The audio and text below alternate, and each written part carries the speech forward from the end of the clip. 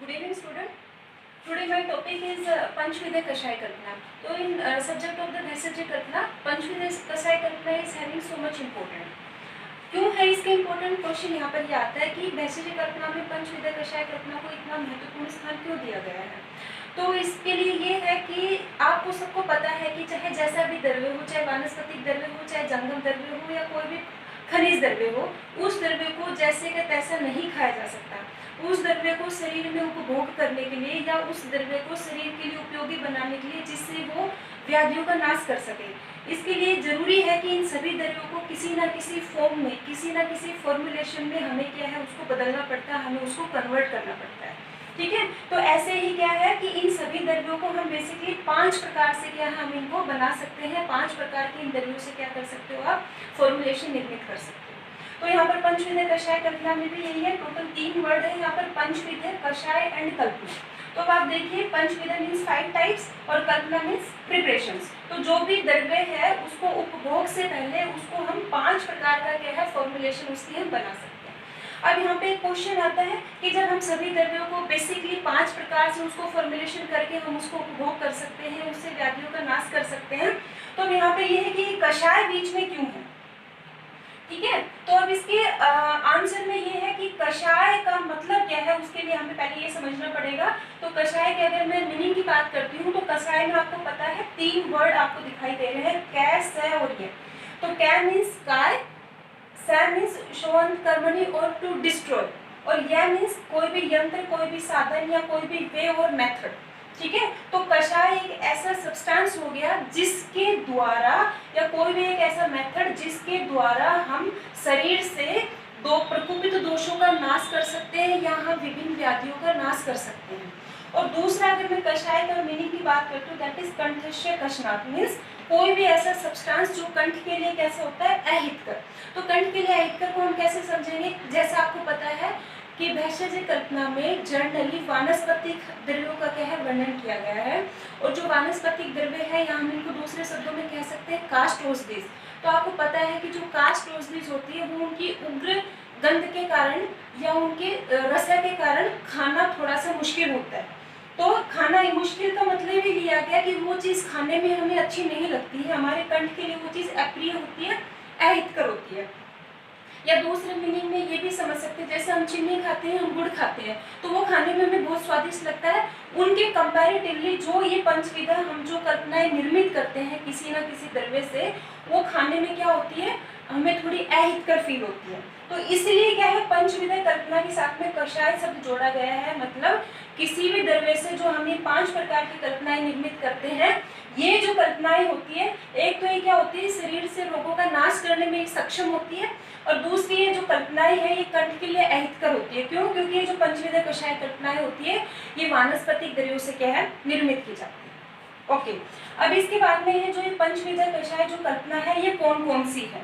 तो अगर मैं इनकी बात करूं पंचविधा कषाय कल्पना में, तो यहाँ पर आचार्य चरक ने, आचार्य सुश्रुत ने, आचार्य वाग्भट के 3 मत मैंने लिए हैं। तो इसमें आचार्य चरक ने बताया कि जो पंचविधा कषाय कल्पना है ये 5 प्रकार की है। अब 5 कौन कौन सी है, first is the swaras, second is the kalp, third is the kwath, fourth is the him and fifth is the phant. तो ये है अंडरस्टैंडिंग के लिए कि स्वरस को फ्रेशली जूस आप कह सकते हैं, कल्प को पेस्ट आप कह सकते हैं, क्वाथ को डिकॉक्शन, हिम को कोल्ड इन्फ्यूजन और फांट को हॉट इन्फ्यूजन। ये 5 बताई आचार्य चरक ने। आचार्य सुश्रुत ने इन 5 के साथ में एक छठी ऐड की है, दैट इज क्षीरपाक कल्पना। और आचार्य वाग्भट ने क्या किया है, सेम क्या है, आचार्य चरक के ही मत को क्या किया है, फॉलो किया है उन्होंने। ठीक है, तो अब यहाँ पे एक इम्पोर्टेंट है कि जो ये पंचविधा कषाय कल्पना है ये क्या है, अपने अगर मैं बात करूँ असेंडिंग ऑर्डर की और डिसेंडिंग ऑर्डर की, तो ये जो पंचविधा कषाय कल्पनाएं होती है ये असेंडिंग ऑर्डर में क्या होती है, उत्तरोत्तर गुरु होती है। गुरु मतलब हैवी फॉर डाइजेशन। जैसे फांट से हिम, हिमे से क्वाथ, क्वाथ से कल्प और कल्प से स्वरस क्या होता है, उत्तरोत्तर बलवान होता है।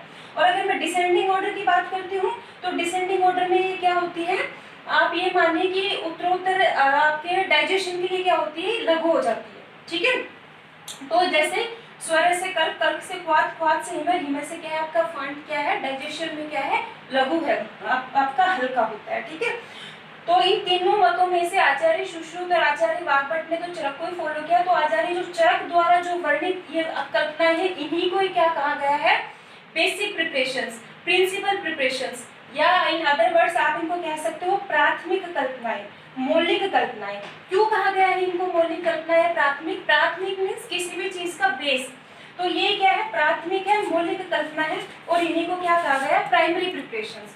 तो क्यों है ये, क्योंकि जो भी हम वैश्विक कल्पना में फर्दर जो हम प्रिपरेशंस बनाते हैं, जैसे चूर्ण है, बटी है, अवलेय है, स्नेह है, स्नेह मीन्स मेडिकेटेड घृत या ऑयल्स जो हम बनाते हैं, या आस्वारिष्ट, तो इन सभी प्रिपरेशन के लिए हमें किसी ना किसी रूप में पंचविधय कषाय कल्पना को एज एक बेस हमें इस्तेमाल करना पड़ता है। तो इसीलिए इन सभी कल्पनाओं को क्या बोला गया है, द्वितीय कल्पना और द सेकेंडरी प्रिपरेशंस।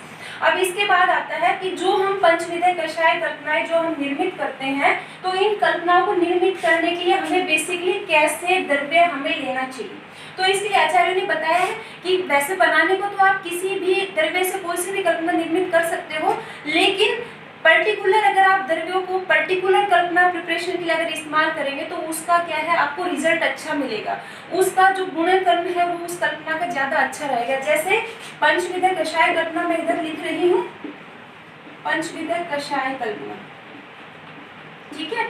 और इसके सामने जैसे इसमें फर्स्ट है आपका स्वरस, तो आचार्य ने बताया कि अगर स्वरस अगर आपको प्रिपेयर करना है तो ये बेटर है कि आप ऐसे द्रव्यों से आप पंचविधय कषाय कल्पना प्रिपेयर करो जो आर्द्र अवस्था में हो और क्या हो, जलीयांश हो। तो जलीयांश मीन्स क्या है, जलीयांश मीन्स क्या है कि द्रव्य अगर आर्द्र अवस्था में हो, जलीयांश मतलब जलय महाभूत की उस द्रव्य में क्या होनी चाहिए, प्रधानता होनी चाहिए। अगर आप ऐसे द्रव्यों से अगर स्वरस निर्मित करेंगे तो वो जो स्वरस बनेगा वो क्या है, अच्छा बनेगा, उसका गुणकर्म क्या है, अच्छा रहता है उसका। दूसरे नंबर पे है कल्क। तो कल्क के लिए आपको जो द्रव्य लेना चाहिए वो लेना चाहिए पार्थिवांश, पार्थिवांश और जलीयांश, ठीक है। तो पार्थिवांश और जलीयांश मीन्स ऐसे द्रव्य जो पृथ्वी महाभूत और जल महाभूत की प्रधानता रखते हैं, आपको ऐसे द्रव्यों को क्या करना चाहिए, कल्क प्रिपरेशन के लिए आपको क्या इस्तेमाल करना चाहिए। थर्ड इज द क्वाथ। तो क्वाथ प्रिपरेशन के लिए आपको क्या करना चाहिए कि ऐसे द्रव्य जो क्या है आर्द्र अवस्था में हो, शुष्क अवस्था में हो, आर्द्र हो, शुष्क अवस्था में हो, क्या है आपका जलीय एंड तेजस महाभूत की क्या हो, जिसके अंदर प्रधानता हो, ठीक है। तो ऐसे अगर कोई द्रव्य है तो उससे बेटर है कि आप क्या करेंगे, क्वाथ प्रिपरेशन आप उससे करेंगे। उसके बाद में है जो फोर्थ नंबर पे है आपका, दैट इज हिमय। तो हिमय में आप क्या करेंगे, हिमय कल्पना के लिए आपको ऐसे द्रव्य लेना चाहिए जो क्या है आपका वायव्य और तेजस क्या है महाभूत प्रधान, वायव्य तेजस और साथ में जो क्या हो वोलेटाइल सब्सटेंस हो, वोलेटाइल, ठीक है। और हिमय और फांट के लिए भी ऐसा ही है, फांट कल्पना, ठीक है, फांट कल्पना। तो इसमें क्या है आपको सेम पता है, वायव्य और तेजस महाभूत प्लस जो volatile substance, volatile substance, volatile substance. तो मतलब हिमय और फांट कल्पना के हमें ऐसे द्रव्य लेना चाहिए जो वायु और तेज महाभूत की प्रधानता रखते हो और साथ में क्या हो वोलेटाइल इन नेचर हो। तो वोलेटाइल क्या होता है कि कुछ ऐसे द्रव्य होते हैं जिनके अंदर कुछ एसेंस ऑयल्स होते हैं जो अग्नि के कांटेक्ट में आने से क्या हो जाता है, डिस्ट्रॉय हो जाता है, इवेपोरेशन के साथ में नष्ट हो जाते हैं, उनके अंदर कुछ एसेंस ऑयल्स होते हैं। तो अगर ऐसा कोई भी द्रव्य हो तो उसके लिए हमें क्या लेना चाहिए, आपको हिमय और फांट कल्पना निर्मित करना ज्यादा अच्छा होता है। अब इन पांच के अलावा जो छठा है दैट इज क्षीरपाक कल्पना, जो अभी मैंने बताया है आचार्य सुश्रुत ने जो बताया अलग से, जो सिक्स्थ कल्पना क्षीरपाक। तो क्षीरपाक कल्पना के लिए ये है कि कोई भी ऐसा द्रव्य जो क्या हो तीक्ष्ण इन नेचर हो, तीक्ष्ण हो और साथ में क्या हो जो अरुचिकर हो। तो अगर ऐसा कोई भी द्रव्य है तो हमें क्या करना चाहिए उसके लिए कि हमें उससे क्षीरपाक कल्पना। तो तीक्ष्णता मीन्स जैसे फॉर एग्जांपल आपका भल्लातक है, तो भल्लातक क्या है कि बहुत ज्यादा तीक्ष्ण होता है क्योंकि एक विषय द्रव्य है। भल्लातक को अगर आपको किसी को देना है तो बहुत लंबे टाइम तक अगर आप देंगे तो डेफिनेटली ये क्या करता है, पित्त दोष का प्रकोपित करेगा क्योंकि उसका तीक्ष्ण उष्ण है वो। तो ऐसी कंडीशन में क्या करना है, अगर आप उसी भल्लातक को अगर क्षीरपाक विधि से तैयार करके अगर पेशेंट को देंगे तो वो क्या है कि अपनी तीक्ष्णता क्या हो जाती है उसकी न्यूट्रलाइज हो जाती है। या सेकंड आपका जैसे कोई अरुचिकर द्रव्य, जैसे फॉर एग्जांपल आपका क्या है, अर्जुन है। अर्जुन बहुत अच्छा एक हार्ट टॉनिक है, लेकिन आपको किसी पेशेंट को अर्जुन देना है, लेकिन वो क्या है, अरुचिकर है, वोमिटिंग उसको क्या है क्रिएशन हो जाता है। क्यों? क्योंकि हाईली क्या है, कषायात्मक है। तो ऐसी कंडीशन में आप क्या करो कि जो आपका अर्जुन है उसको क्या है, क्षीरपाक विधि से अर्जुन क्षीरपाक बना करके है पेशेंट को देंगे तो क्या है, ज्यादा अच्छा है। तो ऐसे आचार्यों ने बताया है कि कौन सी प्रिपरेशन बनाने के लिए किस प्रकार का द्रव्य हमें क्या है लेना चाहिए, जिससे हमें अच्छे रिजल्ट मिल सके। और एक लास्ट में है कषाय योनि। तो कषाय योनि क्या है, हमारे बैचलर कल्पना में टोटल 5 प्रकार की क्या है, कषाय योनि बताई। तो ये जो कषाय योनि डिपेंड ऑन द षड रसात्मक थ्योरी। अपने आयुर्वेद में टोटल 6 रस होते हैं, लेकिन जो योनि है ये 5 बताई गई है। इनमें कौन कौन सी, फर्स्ट आपकी है मधुर योनि, ठीक है, मधुर योनि। सेकंड है आपकी आम्ल योनि, ठीक है, आपकी क्या है, थर्ड कटु योनि, और आपकी क्या है, फोर्थ आपकी है तिक्त योनि, और आपकी जो फिफ्थ है दैट इज कषाय योनि, ठीक है। तो इसका मतलब क्या है कि आप कल्पनाएं आपकी अभी तक मैंने बताया कि पंचविध कषाय कल्पनाएं, तो इनमें से क्या है कि हर एक कल्पना को निर्मित करने के लिए क्या है, पर्टिकुलर 5 प्रकार के क्या है रस इस्तेमाल होते हैं। मतलब जैसे अगर हम मधुर कषाय योनि अगर हम बना रहे हैं तो उसमें क्या, कोई भी मधुर कल्पना हम बना रहे हैं तो ये कहेंगे जो मधुर रस है वो क्या हो गया, उस कल्पना की क्या हो गया, योनि हो गया।